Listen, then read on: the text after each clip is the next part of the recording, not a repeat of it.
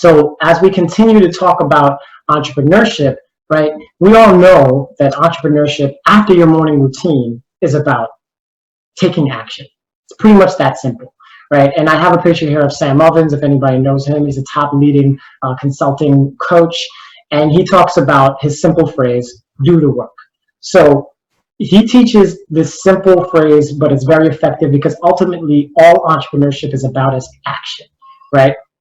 So do the work. And that's what we spend most of our day doing is work, taking action, right?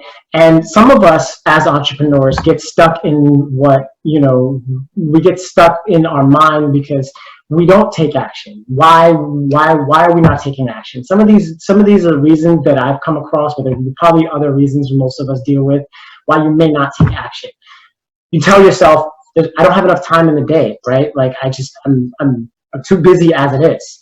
I'm already doing too much, or I'm overwhelmed by the sheer amount of work that I need to do, right? And so that mindset of how you view taking action is very important, because ultimately you need to manage your time to be able to effectively do what you need to do, right? And so this is how it can feel, this image here of you're just overwhelmed, right?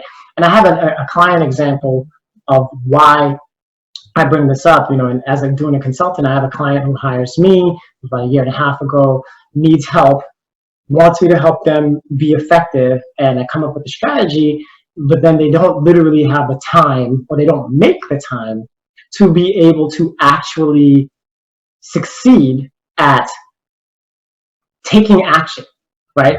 So they're too busy to help themselves. So they're stuck in this rut of not being able to get stuff accomplished. We come up with a strategy and a plan to do some new things, but then they can't find the time to actually implement those changes. And thus they've plateaued and they can't help themselves. And ultimately it's one of the reasons why I created the time management course is because, like, if you know Six Sigma methodology, you know that even in Six Sigma, entrepreneurs are taught to carve out an hour of day for improvement, right? And you have to learn how to carve that hour out because you're just not going to have it.